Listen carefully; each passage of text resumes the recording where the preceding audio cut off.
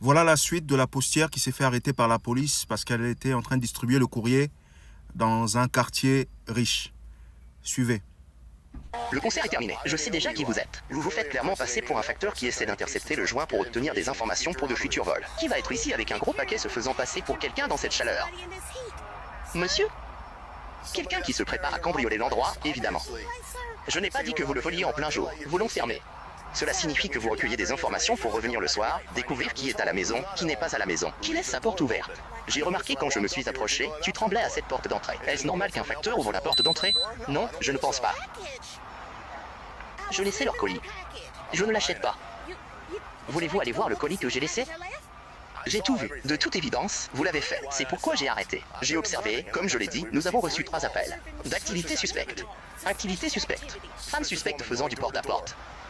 Le voisinage. Vous n'habitez clairement pas près d'ici. Il n'y a aucune raison pour que vous soyez ici. Monsieur, votre porteur masculin vit-il dans votre quartier? Ce n'est pas pertinent. Eh bien, c'est évidemment pertinent à ce stade.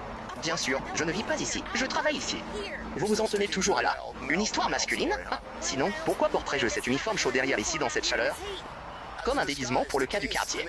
Nous en avons déjà parlé. J'ai déjà résolu l'affaire avant qu'elle n'arrive. Regardez ici, monsieur.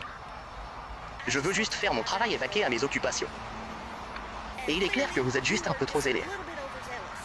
Tout de suite. Si vous aimez. Je l'ai déjà dit, vous pouvez appeler mon superviseur et ils peuvent le vérifier. Vous pouvez même demander aux personnes de la maison. Ils peuvent vous dire qui je suis. Je suis sur cette voie depuis 4 ans. Madame, je sais déjà qui vous êtes. Je n'ai pas besoin de vérifier auprès de qui que ce soit. Donnez-moi ce sac de courrier, s'il vous plaît. Non, monsieur, donnez-moi le sac de courrier. Je ne vais pas vous poser la question à nouveau. Je ne peux pas faire ça, d'accord? Faites demi-tour. Vous êtes en état d'arrestation. Non.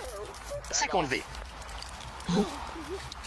Comprenez que c'est un crime fédéral ce que vous faites. Les mains derrière le dos. Oh, monseigneur. Vous êtes en état d'arrestation. Pour le vol d'identité potentiel et la fraude postale. Vol d'identité. Et courrier. Oh, vous faites une erreur. Vous avez fait une erreur en pensant que vous pouviez vous en tirer. D'accord. Saisissez simplement ceci. Faux courrier, faux sac postal. D'accord. Donnez le droit de garder le silence. Tout ce que vous dites peut être utilisé contre vous devant le tribunal. Ouais, d'accord. Vous auriez dû y réfléchir à 2 fois avant de venir dans ce quartier. Madame, marchez plus vite. Monsieur, je marche toute la journée. Je suis un chat. Vous dérangez les oiseaux. Voilà toute l'histoire. C'est grave quand même, hein. Dites-moi ce que vous en pensez, vous, en commentaire. Merci.